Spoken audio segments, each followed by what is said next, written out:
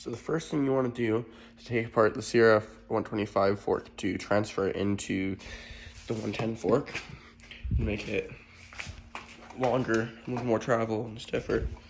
Is you need to take the bolt out, drain it into a bottle, measure the oil, because you're going to want to use pretty much the same amount of oil that was in the 125 fork for the 110, because it's going to have a shorter bottom, but it's still going to have all this.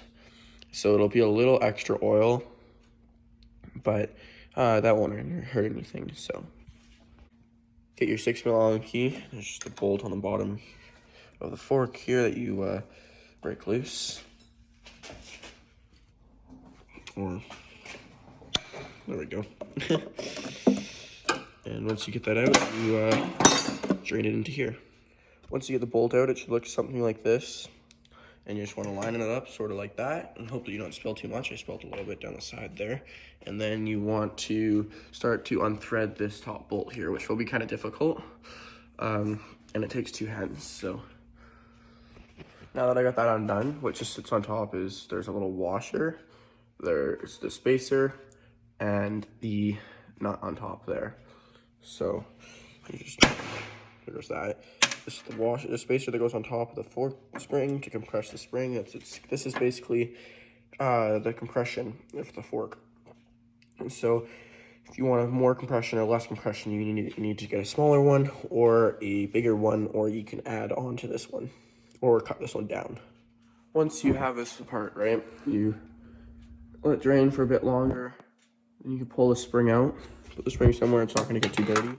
Then just, because you pulled that bolt out of the bottom, the fork and the dampening rod will then come out, but there's still going to be more oil on that. So you're going to want to take it and get the dampening rod out and then flip the fork, because it's going to drain more oil back in. You're going to let it drain into here, and then it can take its time draining out into a bottle.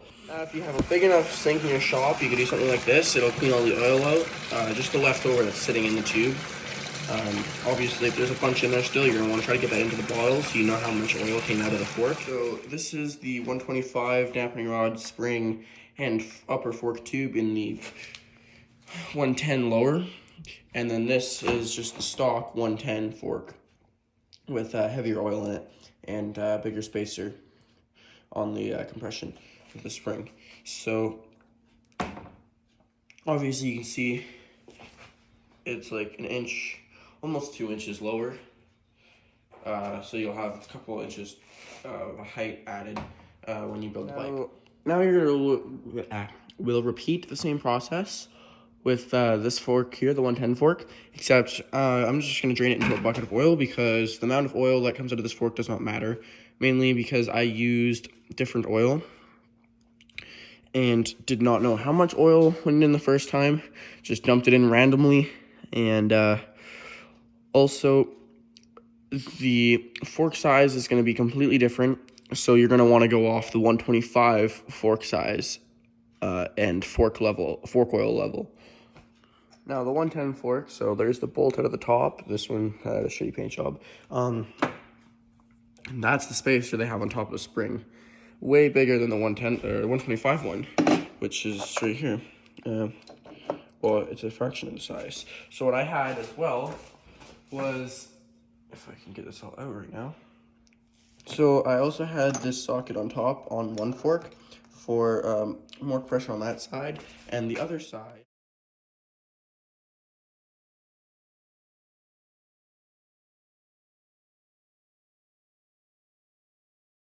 The other side, I had, well, a smaller size, roughly, or about this size socket. So instead of this small socket here for a spacer, I had that. So it still doesn't really compare, because, well, that was like that, actually, in the 110 fork, like that. And then there's this. So it's not even as long as one of the spacers I had on top of the spacer originally, just to get the 110 forks to stop sagging. Now to assemble the fork for the 110 with the 125 internals in it, you start by getting your fork bottom. You take your damping rod, and the spring that's on the damping rod, like not like that. you take, that's our dirty air wash. So now that that's clean, pretty much, you just slide that into the fork. So it goes like that. Now, once you have it like that, you're gonna take that little spacer shim type piece, put that on the bottom here, and then slide the fork in. And just slide it in like this, let it fall down, and then you take your bolt from the bottom, and this one's not it either, it's dirty, but you just thread it up through the bottom. Once you have this bolt down here, just partially thread it in. You don't want to put it all the way in yet. You take the spring, and if you look at it, one side normally it would be more coiled up than the other side. This one does not have that, where the other one did. So you just slide that in, and as you can see, it's sticking out a ways right now, but that's just because you're gonna pull that up. And then you grab your spacer, or first you gotta put your washer in it, actually. So first you get your washer, you lay the fork like that so you can look inside there, and you just kind of feed that washer in so it sits up against the spring. You don't really need to, actually. If you take the spacer and you just kind of wiggle it all around in there, it'll push to the spring normally, unless you got the wrong size washer.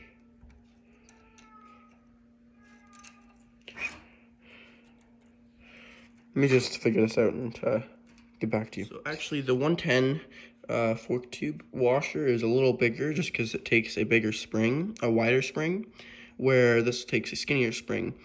So the washer, you just got to make sure you put the 125 washer in, where I had the one for the 110 tube. Because all the components are for the 125 except for your fork bottom. Everything else is for the 125, well, and the fork seal are from the 110, but the fork seal, fork bottom for the 110, everything else for the 125. So now you're just going to take your bolt, now you got everything else in there, and you're just going to have to apply pressure while you try to thread this in. It takes 2 hands, so I'll get back to you on that, and it's pretty easy to figure out though, so I don't need to show you this. Now, you don't want to put this all the way in yet, you just want to get a couple threads in, so you can come back down here and tighten this before you put your fork oil in, because you need the spring to have tension on it to hold the dampening rod in place so you can properly tighten this. Now, I got my 2 bottles of oil. Here's what I had before in this bottle, so then you're just going to want to line them up and fill. And I'm going to go a little extra in this bottle just because I spilled oil from this one. Now that you have your bottom bolt properly tightened, you can come back up here, take this bolt out, which was, again, 2 hands, and then you put your fork oil in, which I'll show you in a minute. We got the other fork here now, and you just repeat the same procedure, but if you look at this one, it has a different coil at the bottom. And that would be what I was talking about on the other one. So you just want to put that down first. And, yeah, then you repeat the same procedure.